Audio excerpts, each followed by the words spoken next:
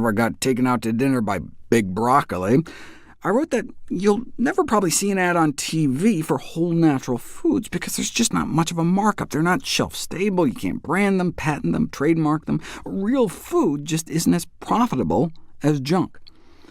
But I may have to eat those words. There was evidently a TV ad for avocados, and during the Super Bowl, no less. Not like avocado-flavored Doritos or something, but an ad for the actual fruit, thanks to billions of avocados sold every year, giving the Avocado Board $50 million, not only for ads, but for research.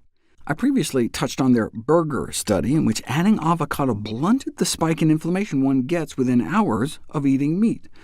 So they added more fat, more calories, but got less inflammation, perhaps because they were adding that fat and calories in the form of a whole plant food, which tend to be packed with antioxidants, which can inhibit the formation of oxidized fats that are formed when meat is cooked and when it hits your stomach acid. Do other high-fat, high-calorie whole plant foods have the same protective effect? What about peanuts, for example? We didn't know. Until now. Not to be outdone by Big Guac, the Peanut Institute funded this study with the understanding that most of us spend most of our waking hours in a postprandial state, in other words, an after-meal state, and the fat coursing through our systems from those meals is a well-recognized risk factor for atherosclerosis, the #1 killer of men and women, and manifests as impaired endothelial function, meaning crippled artery function within hours of a crappy meal, like a milkshake. 1,200 calories, mostly sugar and heavy cream. OK, but what if you drank that same milkshake with 3 ounces of peanuts added?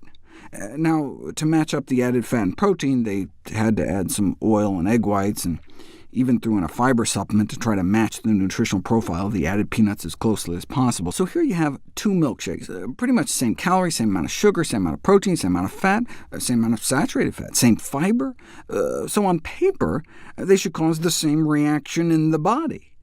But peanuts are whole plant foods, and so what you don't see listed here are the thousands of phytonutrients in the peanut milkshake missing from the non-peanut milkshake.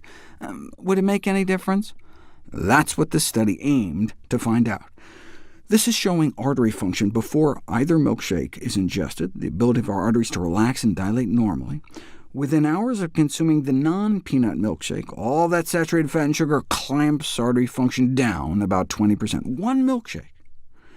OK, but what if you ate the same amount of sugar and saturated fat, but with a little real food floating in there? No significant drop. So the peanuts help preserve artery function in response to the endothelial insult, a cardioprotective effect presumably due to the active phytonutrients in peanuts. Now, walnuts may work even better. Eat a salami and cheese sandwich with some olive oil, and artery function plummets like a third. But replace that olive oil with the same amount of plant fat in the form of whole walnuts, you don't just blunt the effect of the salami and cheese, but reverse it, ending up actually better than you started out. What about avocados? Research indicates that calorie-dense foods increase inflammation, oxidation, thereby contributing to the development of artery disease. However, it's not clear whether the high-calorie load alone, irrespective of the nutritional content of the ingested food, produces that postprandial after-the-meal oxidation and inflammatory activity. And so what this study did was compare the impact of high-calorie junk, high-fat, high-sugar ice cream, a phytonutrient-reduced food, that's an understatement, compared to the effects of the exact same number of calories from a calorie-dense, phytonutrient-rich whole plant food, avocado. If it's just the concentration of calories, the concentration of fat, right, they should have the same effect. They tested reactions to 4 different meals: ice cream versus avocado, versus just the fat and protein from the ice cream to separate out the sugar, and then just the amount of sugar in the ice cream to separate out the effects of the saturated butterfat. So, 2 pints of ice cream versus just the cream, versus just the sugar, no fat, versus about 4 avocados, which ends up having about 3 times the fat as ice cream and the same amount of saturated fat, and the same whopping load of calories. OK, so what happened? Eat the ice cream, or just the sugar-free components, or just the sugar, and the level of oxidative stress in people's bloodstream goes up. but this is not observed after ingestion of a calorie-equivalent whole plant food.